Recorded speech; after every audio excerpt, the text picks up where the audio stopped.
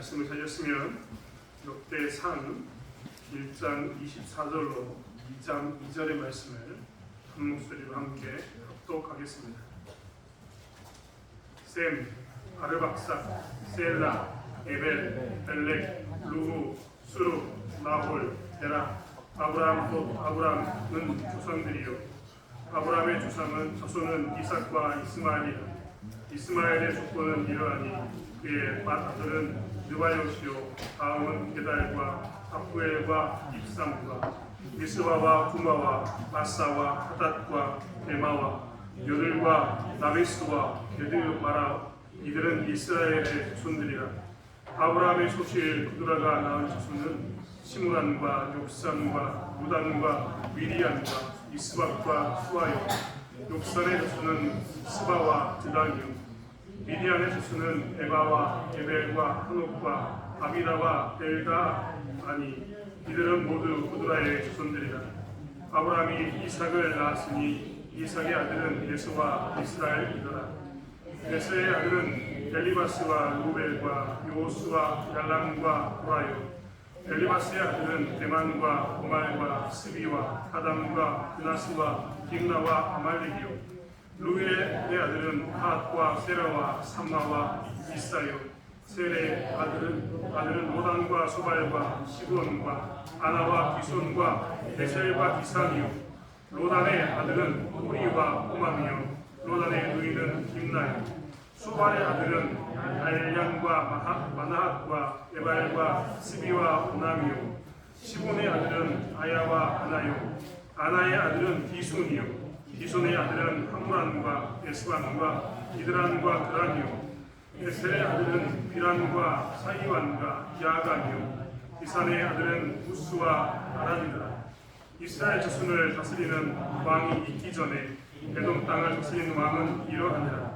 우올의 아들 벨란이 그의 부성 이름은 기나바이며 벨라가 죽음에 부스라 세라의 아들 요밥이 대신하여 왕이 되고 요밥이 죽음에 대만 종족의 땅의 사람 후삼이 대신하여 왕이 되고 후삼이 죽음에 부다의 아들 하닷이 대신하여 왕이 되었으니 하닷은 모압들에서 미디안을 친 자요 그 도성 이름은 아이시며 하닷이 죽음에 마스레가의 시물라가 대신하여 왕이 되고 시물라가 죽음에 강가의 로봇 사울이 대신하여 왕이 되고 사울이 죽음에 악볼의 아들 바알드난이 대신하여 왕이 되고 바알드난이 죽음에 하닷이 대신하여 왕이 되었으니 그의 도성 이름은 바이오 그의 아내의 이름은 무에다벨이라.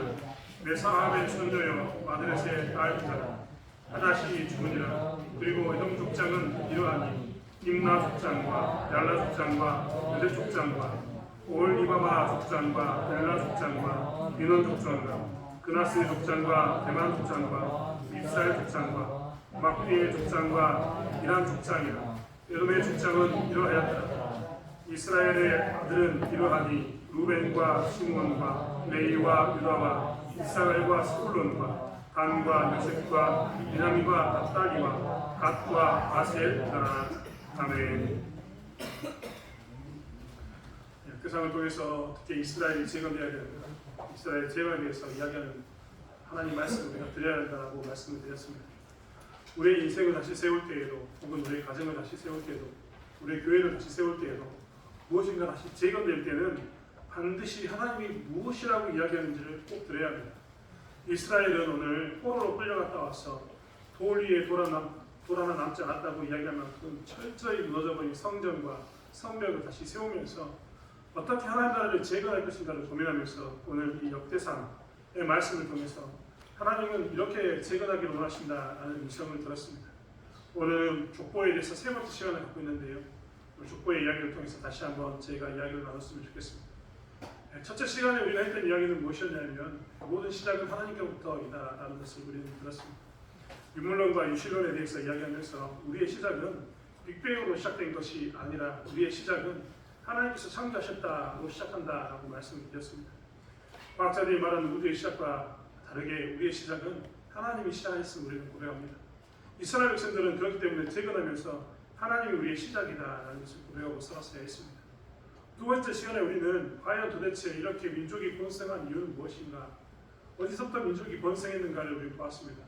사람들은 수많은 신화와 설화를 이야기하면서 자기들이 말하는 신화와 설화 속에 있는 그것처럼 번성했다라고 이야기했지만 하나님께서 노아를 이야기하시면서 오직 노아만 의인이었다라는 것을 강조하시면서 노아에 의해서 홍수가 지나고 노아에 의해서 홍수 위에 민족이 번성했음을 이야기합니다.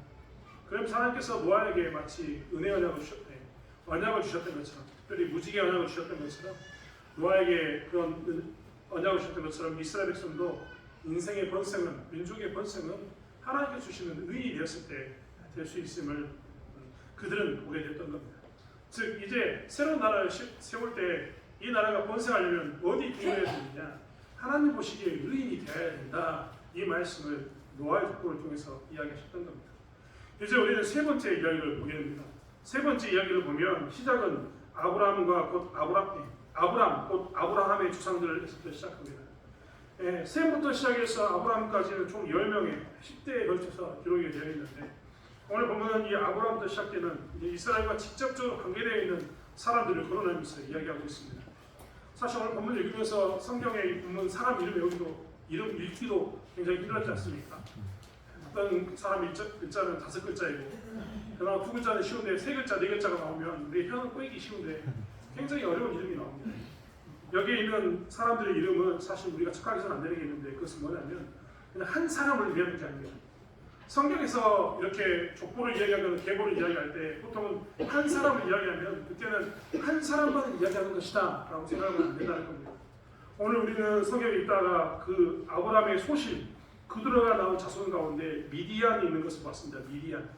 이 미디안은 그 사람 이름이 미디안이고 그 미디안으로부터 시작됐던 수많은 민족들 미디안 족속을 의미합니다. 읽다가 보면 우리 또 뭐가 나오냐면 엘리바스의 아들 에서의 아들 중에서 엘리바스의 아들이 있었는데 그 아들이 누구였냐면 아말렉이었습니다. 아말렉은 이스라엘에 두고두고 계속해서 전 싸워야 될 사람이었는데 아무튼 그가 뭐냐면 그 스스로의 이름이 아말렉이기도 했지만 그 아말렉에서 태어난 모든 자손들이 다 뭐라고 부르냐면 아말렉이라고 부름을 받습니다. 즉 오늘 족보에 나와 있는 이름은 어떤 민족의 대표되는 사람이기도 하지만 그 민족 전체를 지칭하는 말이 간다는 겁니다. 아무튼 이렇게 굉장히 어려운 이름 가운데서 어려운 이름과 족보를 통해서 무엇을 이야기했냐면 주변에 있는 수많은 환경 가운데 있는 사람들에 대해서 이제 성경은 구체적으로 이야기하기 시작했습니다. 이 이야기를 하면서 하나님께서 강조했던 것이 무엇일까 우리는 이것을 좀 살펴보았으면 좋겠습니다. 오늘 하나님께서는 먼저 무엇을 이야기하냐면 아브라함은 주상들이요라고 이야기했던 이 부분에서 말씀이 시작되면서 이제 아브라함의 계보로 인해서 시작되는 것을 이야기하고 있습니다. 우리는 아브라함이라는 사람에 대해서 굉장히 특별히 여깁니다. 우리가 생각하기에는 즉 유대인들과 이스라엘에 속해 있는 유대인들과 저기 아랍에 속해 있는 사람들은 결혼하지 않을 것처럼 생각합니다. 아랍에 있는 사람들이 아랍권에 있는 사람들이 그들은 우상숭배하는 것을 금하고 타민족과 결혼을 금하는데 아랍에 있는 사람들이 유일하게 결혼해도 좋다고 하게 해주는 민족이 있는데 그 민족이 누구냐면 유다 사람들입니다. 유대인들과 결혼을 그들은 허용합니다. 왜 유대인과 결혼을 허용하는가라고 이야기하면 그들은 우리는 같이 아브라함의 혈에서부터 나왔다라고 이야기합니다. 자기들의 주장입니다.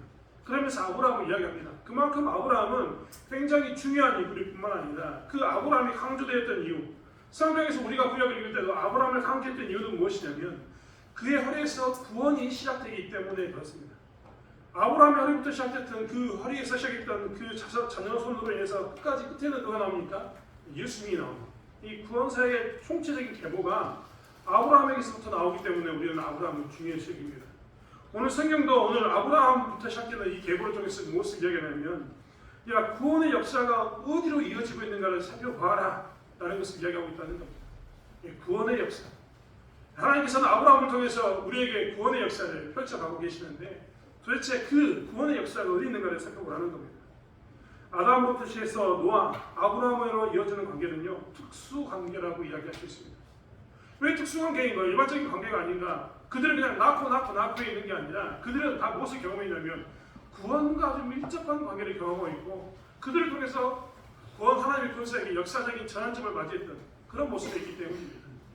특별히 노아 이야기할 필요가 있습니까? 너무나 유명합니다. 우리가 아담을 굳이 이야기할 필요가 있습니까? 너무나 유명합니다. 이야기했던 것처럼 이제 아브라함을 이야기하는데 아브라함도 너무나 유명한데 그것은 무엇 때문에 유명하느냐? 그로 인해서 구원의 시작이, 즉 우리에게 이어진 예수님의 계보가 본격적으로 시작되었기 때문에 이게 너무나 중요한 겁니다. 무너진 이스라엘 백성들에게도 하나님께서는 이것을 강조하셨습니다.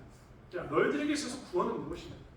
너희들에게서는 성전을 짓고 하나님을 바라보고 하나님과 관계가 회복되는 게 구원이고 하나님의 나라에 들어가는 게 너희들의 소원인데 그 구원은 도대체 어디서부터 시작되었느냐를 이야기하고 있는 겁니다. 그리고 그 시작점인 아브라함에게 하나님께서는 집중할 것을 이야기하고 있습니다. 우리는 성경에 오늘 본문을 읽다가 오직 두 사람만이 이름을 자기의 원래 이름대로 쓰지 않고 바뀌어 있다는 것을 알 수 있습니다. 그 중에 하나가 27절에는 아브람, 원래 그는 아브람이었습니다. 그런데 그는 뭐였냐면 나중에 아브라함으로 바뀝니다. 창세기 17장 4절에 5절의 말씀에 보면 이렇게 나와 있습니다. 보라, 내 언약이 너와 함께 있으니 너는 여러 민족의 아버지가 될지라. 이제 후로는 내 이름을 아브람이라 하지 아니하고 아브라함이라 하리니 이는 내가 너 여러 민족의 아버지가 되게 합니다. 즉 아브라함이 되어서 여러 민족의 아버지가 됐던 겁니다. 구원의 시작이 그로부터 시작되었기 때문에 하나님께서는 그 이름을 바꾸셨습니다. 또 한 명의 이름을 바꾸는 사람이 성경에 나옵니다. 그 사람은 누구입니까? 우리가 잘 알고 있는 이스라엘입니다. 34절에 보면 아브라함이 이삭을 낳았으니 이삭의 아들은 예수와 이스라엘이더라 라고 이야기합니다. 우리는 교회 다니기 때문에 다 알고 있습니다. 이삭의 두 아들은 정말 쌍둥이였는데 이 두 아들은 굉장히 유명합니다. 누굽니까? 네, 에서와 야곱입니다. 근데 우리는 뭐라고 이야기하냐면 그에 대해서 뭐라고 이야기하냐면 에서와 야곱이라고 이야기하는 오늘 본문은 에서와 이스라엘이라고 이야기합니다. 왜 이스라엘이 중에 있냐? 왜 굳이 야곱이라 쓰지 않고 이스라엘이라고 썼냐? 이스라엘에 있었던 이유는 그로 인해서 뭐냐면 하나님의 구원 사역이 전환점을 맞이하기 때문입니다. 이스라엘이라는 사람이 어떻게 구원의 전환점이 되었느냐?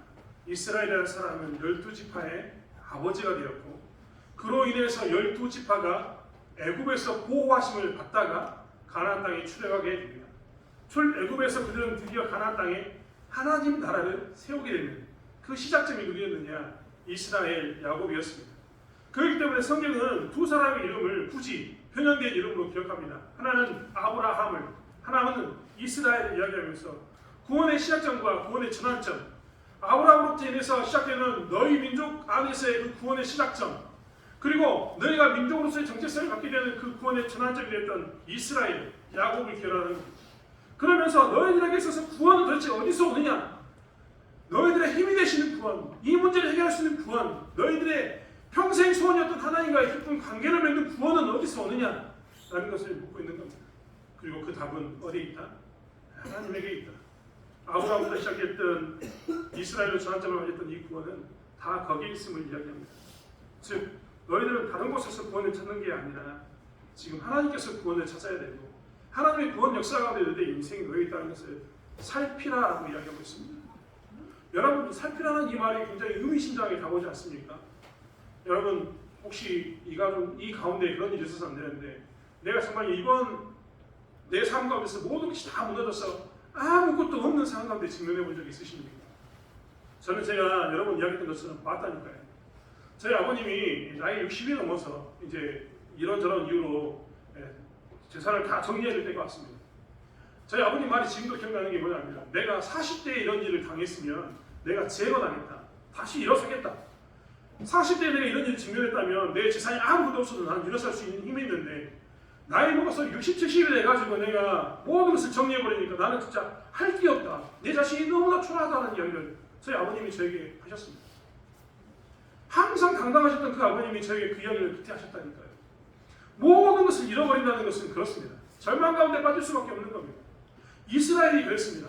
이스라엘이 지금 역대상에서 하나님 나라를 다시 재건하려고 이야기하는데 이때가 상황이 어떤 때였습니까? 우리가 이미 보았지 않습니까? 완전히 망했습니다. 깨끗하게 망했습니다. 이스라엘에 있는 예루살렘에 있는 성벽 남아있었느냐? 남아있지 않습니다. 그들 가운데 있는 성전 남아있었느냐? 남아있지 않습니다. 심지어 그들은 어디로 끌려갔다 왔습니까? 바벨론으로 끌려갔다가 돌아왔습니다.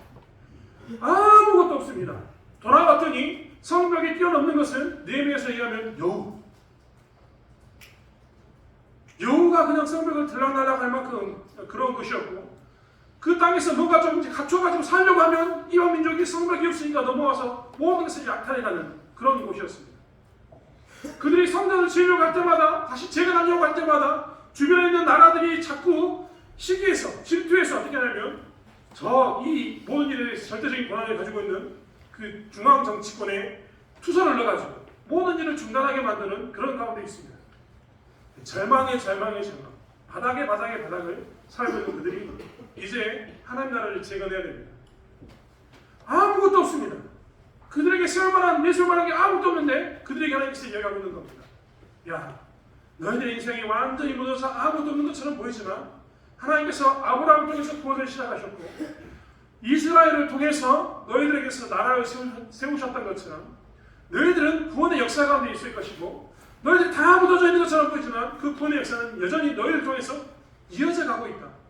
그러니 구원이 아브라함을 통해서 시작됐던 것처럼 너희는 다시 하나님을 바라보면 아브라함부터 시작됐던 그 구원이 시작됐던 것처럼 너희들에게도 다시 재시작하는, 리셋돼서 다시 시작하는 은혜가 있을 거다라고 보여주시는 겁니다.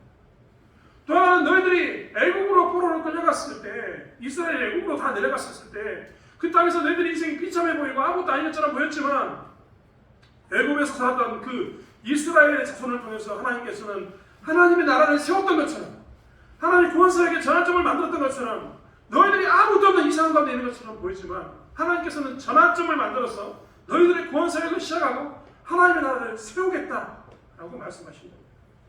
사실 그렇기 때문에 하나님께서 이 족보 이야기에서 무엇을 보여주시냐면 너희들의 구원의 역사가 어디부터 시작되었고 어떻게 바뀌었는가를 흐름을 말하는 겁니다. 그리고 절망스러운 너희들의 인생은 무너진 것이 아니라 그 구원의 역사 가운데 도도히 흘러가는 강물이 흘러가는 것처럼 흘러가는 그 구원의 역사 가운데 너희들이 놓여있고, 하나님께서는 그 문제를 통해서 너희들을 통해서 구원의 역사를 이루어 가겠다라고 말씀하고 계시는 겁니다. 즉 아무것도 없는 가운데 드디어 다시 소망이 그들에게 찾아오게 되는 겁니다. 다시 구원은 시작될 것이고, 다시 구원은 역사적인 전환점을 맞이해서 우리를 통해서 하나님 나라가 세워졌던 것처럼 나라가 세워질 것을 이야기하고 있는 겁니다. 사랑하는 성도 여러분, 그렇기 때문에 저희 인생 가운데서도 우리는 늘 생각해야 합니다. 구원의 역사가 어디 있는가? 도대체 우리 인생의 역사가 어디로 흘러가고 있는가? 우리는 늘 생각해야 된다는 겁니다. 여러분, 우리는 대한민국이라는 나라에 살고 있습니다. 그렇기 때문에 대한민국이라는 나라의 정치가 어떻게 되는가에 따라서 개인인 우리의 삶은 이리 갔다가 저리 갔다가 움직이게 됩니다.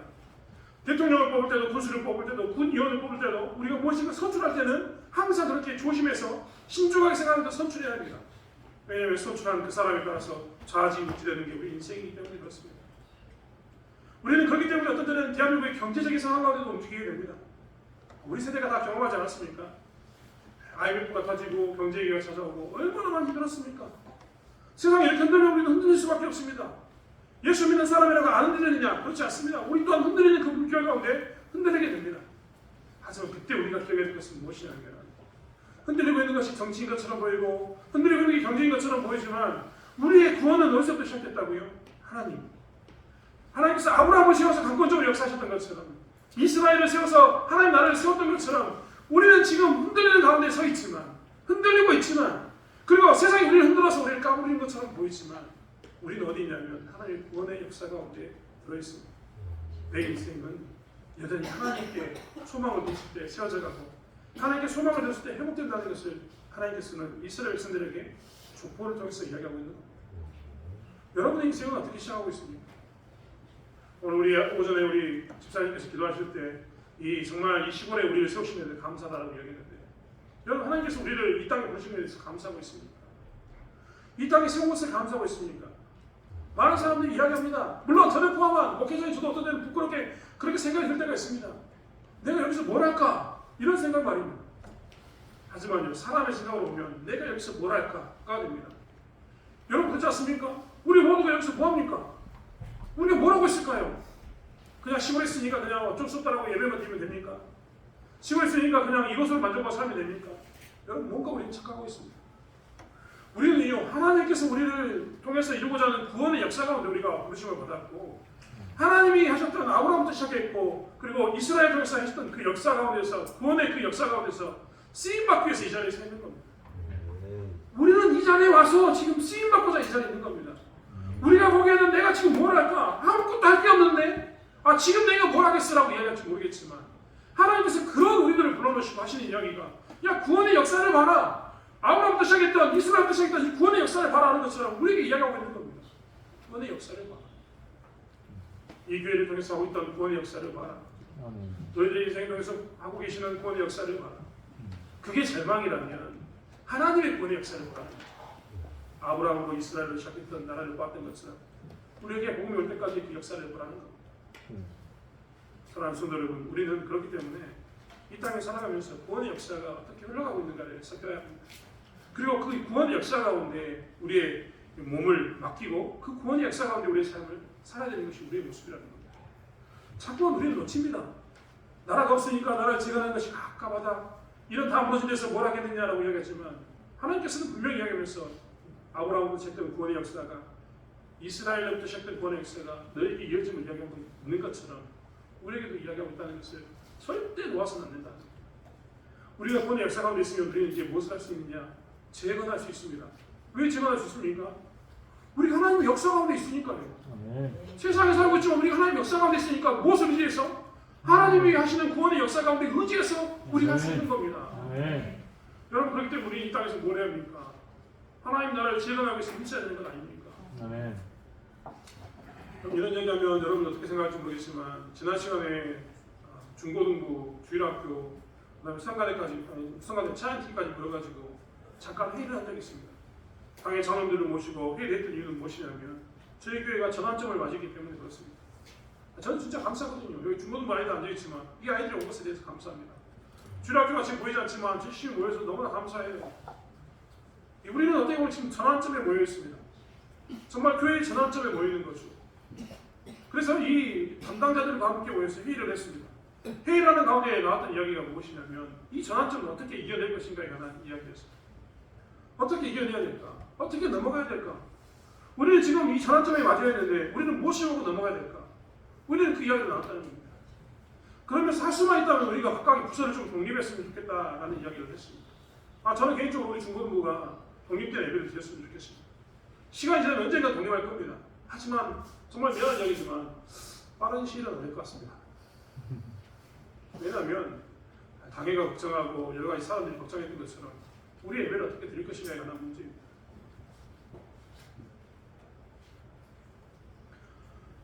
우리가 만약에 중고등부가 지금 주일학교가 나가면서 저희 교회가 당면한 이 전환점에서 당면한 문제는 무엇이냐면 선생님들이 다 빠져나가게 되고 일꾼들이 빠져나가니까 예배가 나눠진다는 겁니다. 예배가 나눠진 건 좋은 건데 예배가 나눠짐으로 인해서 어떻게 되느냐? 예배의 동력이 떨어질 수가 있습니다. 중고등부가 빠져나가면 정말 죄송한 이야기입니다. 중고등부가 빠져나가면 중고등부가 인해서 아이들만 빠져나가는 게 아니라 선생님들이 다 빠져나가게 됩니다. 그러면 어떻게 되느냐? 찬양할 사람이 어디 있습니까? 우리 진호 집사님이 그래서 필요했습니다. 우리 지금 주일학교 예배 나누면서 중고등부 예배 나누면서 빠진 사람 있지 않습니까? 오늘도 이제 우리 큰아들 군대 가는데 그러면 찬양팀 없습니다. 찬양팀 하실 분들 꼭 힘 좀 들어서 찬양팀 생겼으면 좋겠습니다. 근데 제가 하고 싶은 말은 그 말이 아닙니다. 이런 전환기 가운데 우리가 그 이야기를 나누면서 뭘 걱정했냐면 중고등부 얘기가 빠지고 일꾼들이 빠지면 우리는 어떻게 예배 드릴 것인가 해서 저는 진짜 안타깝더라고요. 왜 안타까웠냐면 예배를 나눌 수 없다는 것이 안타까웠습니다. 나누긴 나눠야 되는데 나눌 수 없다. 이 말이 뭐냐면 예배 드릴 사람이 없기 때문에 못 나눈다는 겁니다. 대청교회가 옛날에는 저 2층까지 올라가서 200명 모여서 200명 가까이 예배 드렸겠죠. 지금은 정말 죄송한 이야기입니다만 사람이 없습니다. 진짜 안타까운 건 좀 사람이 없는 거죠. 근데 그러다 보니까 예배를 나눌 수 없는 그런 상황으로 직면하게 되어서 어떻게 할까를 진짜 고민하게 되었습니다. 여러분 진짜 오해하지 말라는 말은 바로 여기에 있습니다. 그런데 그 안에 드는 생각은 뭐냐면 그렇다면 우리가 예배를 나누기 위해서 무엇을 해야 될 것인가 혼자 기도하면서 생각해보는데 목사님 제가 부끄럽게도 왜 나는 전도하지 않는가에 대한 답을 찾았습니다. 나는 왜 전도하지 않고 있는가? 나는 왜 전도하지 않는가? 목사 너는 왜 전도하고 있지 않는가? 제가 이 왜 목사 너는 전도하지 않는가에 대해서 생각했던 이유는 뭐냐면 어른들이 많다면 우리가 굳이 이런 문제를 고민할 필요가 없지 않습니까? 그럼 가라 중고등부 우리끼리 예배 드리련다. 뭐 파격적인가요? 그러면 됩니다. 근데 그게 안 되지 않습니까? 그래서 내가 드는 생각은 전도해야 되는데 내가 전도를 안 하고 있구나. 내 장년들을 전도해야 되는데 장년들을 전도하지 않고 있구나. 여러분 생각해 보십시오. 나이 먹어서요. 제가 최근에 그 TV를 보다가 송골매라는 그 밴드가 다시 결합했다는 얘기를 들었습니다. 송골매 목사가 맨날 이런 강대상에서 이런 이야기하면 안 되는데 송골매 알지 않습니까? 유명한 밴드였습니다. 그 사람들 나이가 몇 살인지 아십니까? 좋게 못 먹어도 70은 됐을 겁니다. 60에서 70 먹은 그분들이 모여가지고 밴드가 돼가지고 다시 노래를 부른다고 이야기하는 걸 제가 봤다는 겁니다. 그러면서 제 안에 드는 생각은 이런 생각이 심으로 오는 겁니다. 왜 우리는 찬양팀을 할 수 없을까? 왜 찬양팀은 젊은 사람만 해야 되냐? 우리가요 정말 죄송한 이야기입니다만 나이가 먹어서 저희들도 하나님을 찬양할 수 있거든요. 저희도 찬양팀을 할 수 있고 저희도 악기를 다룰 수 있고 저희도 노래를 부를 수 있습니다.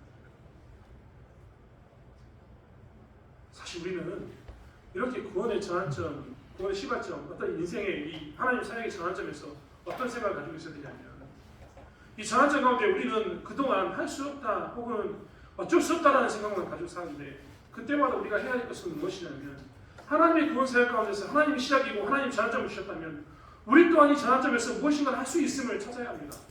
그리고 그 문제에 대한 어떤 막힌 답이 있을 때마다 하나님께서 하심을 기대하면서 우리의 일들을 우리가 할 수 있는 일들을 해야 되는 것이 우리의 모습인 것을 보게 됩니다.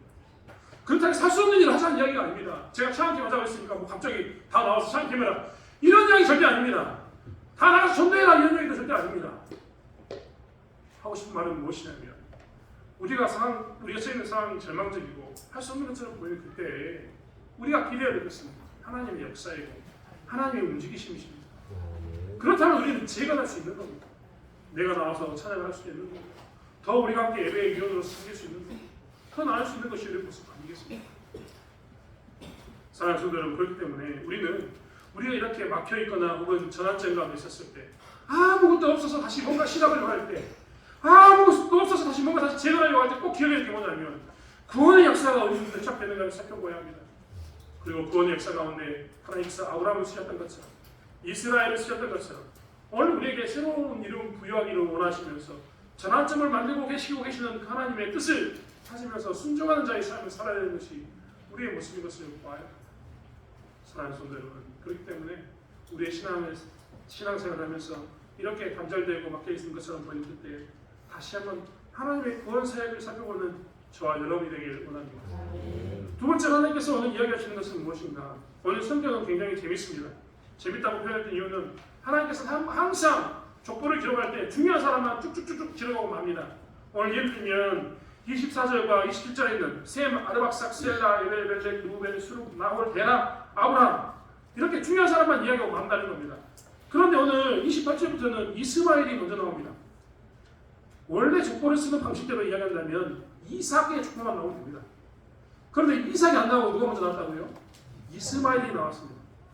아브라함의 아들 이삭을 낳고 난 다음에 이삭의 아들은 에서와 이스라엘이다라고 이야기하면서 그때도 34절도 뭐부터 이야기하냐면 에서의 자식들이 먼저 나옵니다. 원래 성경대로 하면 이스라엘의 자식들만 나오면 되거든요. 하나님께서 지금 뭘 이야기하고 있냐면 자꾸 주변에 있는 나라 아들을 이야기하고 그 다음에 하나님께서 쓰시는 직계들을 이야기하고 있습니다. 소위 말하는 반계들을 이야기하고 직계를 이야기하는 겁니다. 심지어 43절에는 뭐라고 얘기했냐면 이스라엘 자손을 다스릴 왕이 있기 전에 에돔 땅을 다스리는 왕은 일어나다. 에돔 땅을 다스리는 왕을 먼저 이야기합니다. 먼저 관계들을 이야기하고 나중에 직계를 이야기하는 뜻은 무엇인가? 하나님이 강조하고 싶은 게 하나 있었기 때문인 것입니다. 그것은 무엇이냐면 43절에 이야기했던 것처럼 그 모든 관계들은 직계가 있으면 다 소용이 없다. 그 모든 관계들은 직계가 중요하기 때문에 관계들은 그들이 어떤 민족을 가지고 있어도 직계 중심적인 이것이 더 중요하다고 하나님께서는 강조하고 계십니다. 오늘 그게 43절에 나와 있는 겁니다. 이스라엘 주변에 수많은 나라의 왕들이 먼저 세워지고 왕들이 먼저 세워져서 통치하고 있었을지라도 이스라엘의 왕이 오면 어떻게 된다? 그것은 다 소용이 없는 짓이다라는 이야기입니다. 즉 왕은 여기 있다라는 것을 이야기합니다. 돌아와서 이스라엘 백성들이 둘레를 둘러보면 얼마나 깝깝하겠습니까? 그들은 다 무너진 성벽과 다 무너진 성전 가운데서 다시 시작해야 되는데 주변을 살펴보면 중앙정권하고 이 결합된 사마리아 사람들이 아주 권력을 쥐고 있고 동서남북으로 각각의 지파들이 다 힘을 치고 있습니다. 여러분 우리가 느헤미야서를 이전에 본 적이 있는데 느헤미야서를 볼 때도 동서남북에 있는 사람들이 시기하고 질투해서 어떻게 합니까? 계속해서 성전 짓는 일을 방해하고 성벽 짓는 일을 방해합니다. 계속해서 그들이 이야기합니다. 그들이 힘을 쥐고 있거든요. 그들이 권력을 쥐고 있거든요. 그들이 언제든지 편지를 써가지고 중앙에 보내버리면 중앙에서 하지 마라 이런 말을 할 수 있거든요. 그런데 하나님께서 이야기하시는 것은 무엇이냐면, 야, 주변의 나라들이 먼저 세워낸 것 때문에 너희들이 힘들 줄 아는데 주변의 나라들은 직계인 너희들이 세워지면 아무것도 아니다 하는 것을 이야기하는 겁니다. 즉 왕은 너희에게 있다. 너희로 인해서 일이 시작된다는 것을 이야기하고 있습니다. 여러분, 그래서 하나님께서는 43절에도 표현하기를 이스라엘 자손을 다스리는 왕이 있기 전에 라고 이야기합니다. 이스라엘 땅에 왕이 있으면 이제 에돔 땅의 왕은 중요하지 않다고요? 중요하지 않는 겁니다. 하나님께서 우리에게 늘 말씀하고 있습니다. 여러분, 세상이 어떻게 흘러가는 것처럼 보입니까? 주변의 나라들이, 주변의 사람들이 세상을 주관하는 것처럼, 주장하는 것처럼 보입니다. 옆에 돈 많은 친구가 있으면 부럽지 않습니까? 건강을 가진 사람이 있으면 부럽지 않습니까? 권력을 쥐고 있는 사람이 있으면 부럽습니다. 노년을 편안하게 보내는, 그냥 놀고 먹는 사람들 보면 부럽습니다. 그런데요, 그런 사람들이 부러울지라도 우리가 하나님 뜻 안에 서게 되면요, 우리가 진짜 하나님의 왕이 되면 그 사람들은 아무것도 아닌 존재가 되는 겁니다. 그동안 그 사람들을 위해서 친구들이 따라가는 것처럼 보이고, 그동안 그 사람들을 위해서 마을이 운영되는 것처럼 보이고, 그동안 그 사람을 통해서 여러분의 삶의 모임이 운영되는 것처럼 보였는데, 진짜 하나님 믿는 사람, 하나님이 세우는 왕이 세워지면 그때는 어떻게 된다고요? 모든 삶은요, 하나님이 세우신 그 왕 중심으로 움직이게 된다라고 말씀하고 있습니다. 즉 주변에는 동서남북을 돌아보면 모든 나라들이 힘을 가지고 자기들이 이스라엘 땅을 이렇게 괴롭히고 저렇게 괴롭히고 있는 것처럼 보이지만, 이스라엘이 완전히 회복되었을 때, 너희들이 하나님 나라를 완전히 세웠을 때, 너희들 가운데 다시 왕이 세워졌을 때 이스라엘은 비로소 완전히 세워진다는 것을 말하고 있다는 겁니다. 그럼 우리도요, 우리 인생 가운데 그렇기 때문에 우리가 분명히 해야 합니다. 주변에서 사람들이 먼저 갈 수 있습니다. 먼저 나라를 세울 수 있고 먼저 왕이 되어서 통치할 수 있습니다. 하지만 중요한 것은 무엇이냐면 우리가 하나님의 뜻대로 서는 것입니다. 우리가 하나님의 뜻대로 서게 되면 그 이후에 무엇이 되냐면 우리가 균형추가 되어서 우리를 중심으로 세상이 움직이기 때문입니다. 하나님께서는 우리를 통해서 그 일들을 이루시려고 행하고 계획하고 계시기 때문입니다. 사랑하는 성도 여러분, 그렇기 때문에 착각해서는 안 됩니다. 이스라엘이 비록 동서남북으로 다 포위가 되어 있을지 모르지만 이스라엘이 세워지면 이제 하나님께서는 이스라엘 중심으로 동서남북을 세우겠다라는 이야기를 했습니다. 여러분, 그리고 그 이스라엘을 통해서 세웠던 그 나라가 지금 우리가 경험하고 있는 나라 아닙니까? 이스라엘의 왕이 세워짐으로 해서 그 왕의 계보가 이어짐으로 해서 결국 어떻게 됐습니까? 예수님이 오셨습니다. 예수님이 우리의 왕이 되셔서 우리가 어떻게 되냐면 예수님 중심으로 예수의 능력을 가지고 살고 있는 이 나라를 경험하고 있는 겁니다. 하나님께서 우리에게 그 말씀을 하시면서 세상 가운데 살아가는 우리들에게 이 말씀을 하고 계십니다. 사랑하는 자녀들이 흔들리지 않냐고. 비록 남들보다 더디 가는 것처럼 보이지만 너희들이 하나님 앞에 세워졌을 때, 너희들이 하나님 뜻 가운데 섰을 때 주변은 너희들 중심으로 흘러간다는 거예요. 결코 흔들리지 않고, 세상이 흔들리지 않고 너희들의 나라가 세워질 것을 이야기하고 있다는 겁니다. 즉 왕이 여기 있지 않느냐, 너희들이 왕이지 않느냐. 제발 세상에 바라보는 그 시각으로 바라보지 말고 너희들이 가진 시각으로 하나님 주신 너희들에 대한 그 비전, 소망 가운데서 왕이 여기 있다는 선포하고 살라고 이야기하는 것이 오늘 주신 말씀입니다. 사랑하는 성도 여러분, 그렇기 때문에 우리는 우리의 삶의 영역에서 우리가 왕됨을 선포하고 살기를 합니다. 여러분, 주변에 있는 수많은 민족들이 있고 수많은 나라들이 있어도 그들 가운데 이스라엘이 최고이다, 왕된다라고 선포했던 것이 필요했던 것처럼 우리도 그러한 삶을 살아야 되기 때문에 그렇습니다. 다시 한번 우리가 마을에 들어가서, 직장에 가서, 혹은 우리가 만나는 사람들 사이에서 우리가 왕 되심을 선포하고 사는 저와 여러분이 되기를 원합니다. 여기에 왕이 있다라고 이야기하면서 가정의 중심은 우리가 된다는 것을 고백하면서 살기를 원합니다. 여러분, 혹시 여기 가운데 믿음의 가정이 있으면 감사합니다. 근데 진짜 같이 애번이 하는 것처럼 혼자만 교회 다니시는 분이 계신다면 그분들에 대해서 감사합니다. 여러분, 교회 나올 때요, 만약에 아내 혼자만 교회 나오면 우리 아내 혼자에게 뭐라고 얘기하냐면 그 사람에게 가장이라고 부르는데 영적 가장이라고 부릅니다. 왜 그렇습니까? 하나님 말씀 안에서 그가 서 있기 때문에 하나님께서는 그 사람을 통해서 그 가장을 책임져 주신다는 이야기인 겁니다. 그런 것처럼 우리가 서 있으면요, 우리를 중심으로 하나님께서 이렇게 우리가 왕 되심을 통해서 역사하신다니까. 그러니까 그것을 신뢰하면서 우리가 나가야 합니다. 우리가 이 땅에 살면서 내가 바로 영적 가장인 것처럼 이 땅에서 내 만나는 사람들 사이에서 내가 중심이 되고 내가 가장인처럼 여기 왕에 따라 선포하고 사는 것이 우리의 본 모습이어야 되는 겁니다. 하나님께서는 이스라엘 백성들에게 휘둘려서 하는 것이 아니라 주변 나라에 휘둘려서 하는 것이 아니라 너희들이 왕 되심을 선포하며 살라고 말씀하고 계시는 겁니다. 그리고 결국 그들은 이스라엘 아들들을 이야기하면서 이제 너희들이 잘 알고 있는 너희들의 지파 이름이 나오지 않느냐. 루벤과 시몬과 레위와 유다와 이사갈과 스불론과 단과 요셉과 베냐민, 납달리, 갓, 아셀을 이야기하면서 너희들이 잘 알고 있는 이 지파의 이야기가 시작되지 않았느냐라는 것을 보여주고 있습니다. 사랑하는 성도 여러분, 우리는 오늘 본문을 통해서 두 가지를 꼭 기억하기로 합니다. 우리의 인생 가운데서 우리는 구원의 역사 가운데 있고 하나님께서는 우리를 통해서 구원의 역사를 진행하고 계신다는 것입니다. 아브라함을 이스라엘에 썼던 것처럼 우리를 쓰시기 위해서 기다린다는 것을 기억하면서 다시 한번 우리가 하나님의 뜻을 맞이하는 그리고 전환점에서 구원의 역사를 이어가는 신자의 삶을 살기 원합니다. 또한 우리를 통해서 하나님의 왕 되심을 선포하고 우리가 왕이 여기 있다는 것을 선포하면서 세상에 휘둘리는 것이 아니라 하나님의 뜻을 증거하는 중심이 되어서 그들의 기용치 역할하고 복의 통로가 되는 삶을 살아가는 저와 여러분이 되길 원합니다. 그것이 신자가 재건하면서 살아가야 할 모습입니다. 아무것도 없는 것처럼 보입니까? 나는 아무것도 없어 안 될 것처럼 보입니까? 그때마다 꼭 기억하십시오. 구원은 아무것도 없는 것처럼 보이지만 하나님을 소유한 나를 통해서 이루어집니다. 아무것도 없는 것처럼 보이지만 하나님의 능력은 왕이 여기 있다라고 선포하는 나를 통해서 이루어진다는 것을 고백하면서 하나님의 능력을 나타내는 저와 여러분이 되길 원합니다. 기도하겠습니다.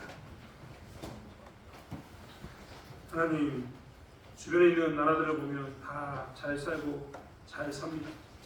그들은 왕이 있고 그들은 땅이 있고 그들은 권력자와 결탁하여서 힘을 쓰고 있습니다. 나라를 살펴보면 나라는 아무것도 없습니다. 내가 속한 나라는 벽돌 위에 벽돌이 남지 않고 성벽은 무너져 있고 성전은 무너져 있습니다. 70년 동안 떨어졌던 그 삶을 청산하고 고향에 되돌아 보니 고향은 마치 여우가 사는 굴과 같이 되어 있는 것이 이스라엘의 현실이었습니다. 하지만 그런 가운데도 하나님께서 이스라엘에게 말씀하시기를 구원의 시작은 너희 민족으로부터 그리고 구원의 시작은 아브라함과 이스라엘로부터라고 이야기하시면서 전환점 가운데는 너희들을 통해서 구원을 이루겠다라고 구원의 사역을 하시겠다고 말씀하셨던 것을 보게 됩니다. 또한 아버지 하나님 아무것도 없는 그들에게 너희들 가운데 왕이 있게 된다면 먼저 된 저것들은 아무것도 아님을 선포하시면서 우리의 왕 되실 것을 선포하고 있음을 보게 됩니다. 사랑하는 하나님, 우리가 이 땅에 살아가면서 이 성도의 삶을 살 수 있도록 도와주시고 구원의 역사 가운데서 우리의 주변의 삶 가운데 구원을 증가하는 통로가 되게 도와주시고 나는 아무것도 없는 것처럼 보이지만 하나님이 여기 계시고 내가 왕 되심을 선포함으로 해서 이 땅을 변화시키는 그러한 사람이 될 수 있도록 이 땅을 다시 한번 하나님 나라로 재건하는 사람이 될 수 있도록 우리를 사용하여 주시옵소서. 하나님 함께 하실 줄 믿습니다. 감사드리며 예수님의 이름으로 기도드렸습니다.